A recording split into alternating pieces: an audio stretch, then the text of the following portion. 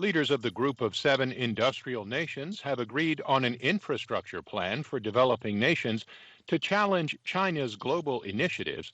AP's Karen Chamas reports. President Biden's campaign to unify the world's democratic leaders to compete economically with China reached a turning point at the summit.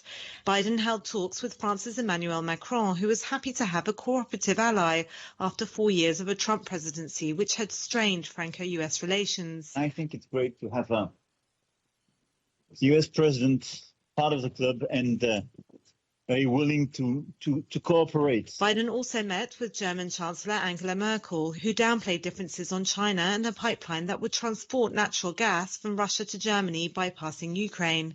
Nevertheless, Biden articulated his support for the EU to handle its economic issues. The European Union is an incredibly strong and vibrant entity. Karen Chamas, London. The leaders of the G7 are set to sign the Carbis Bay Declaration, described as an historic statement setting out a series of concrete commitments to prevent any repeat of the human and economic devastation wreaked by coronavirus. The statement, named for the location of this week's summit in Cornwall, England, recognizes the need to tackle the roots of the coronavirus pandemic on a global level. The aim is to slash the time needed to respond to a pandemic, including to develop vaccines, to less than 100 days. The leaders were acting on recommendations presented by the Pandemic Preparedness Partnership, a group of international experts established by England earlier this year. Indirect talks between Tehran and Washington on reviving the 2015 Iranian nuclear deal resumed in Vienna Saturday, as the European Union said negotiations were intense and Germany called for rapid progress. The sixth round of talks kicked off as usual with a meeting of remaining parties to the deal, Iran, Russia, China, France, Britain, Germany, and the European Union, in the basement of a luxury hotel. The U.S. delegation to the talks is based in a hotel across the street as Iran refuses face-to-face meetings. The talks' chief coordinator, EU foreign policy official Enrique Mora, who is leading the shuttle diplomacy between Iran and the United States, has said he expects a deal in this round of talks. Other envoys, however, are more cautious, saying many difficult issues are yet to be resolved. Police fired tear gas and arrested several people in the Nigerian cities of Lagos and Abuja during protests on Democracy Day against President Muhammadu Buhari on Saturday. Democracy Day celebrates Nigeria's move to civilian rule more than 20 years ago. Reuters news agency journalists saw police firing gunshots into the air and tear gas into the crowds in order to disperse them, while demonstrators held placards and chanted, "Buhari must go." Simmering anger over mass kidnappings for ransom in the Northwest, a decade-long Islamist insurgency in the Northeast, and a harsh crackdown on protesters in Lagos last October has set the country on edge and led to demands for greater action to combat insecurity. Saudi Arabia announced Saturday this year's Hajj pilgrimage would be limited to no more than 60,000 people, all of them from within the kingdom, due to the ongoing coronavirus pandemic. The announcement by the kingdom comes after it ran an incredibly pared-down pilgrimage last year over the virus, but still allowed a small number of the faithful to take part in the annual ceremony. The kingdom's Hajj and Umrah ministry said this year's Hajj, which begins in mid-July, would be limited to those age 18 to 65. Only vaccinated pilgrims may take part.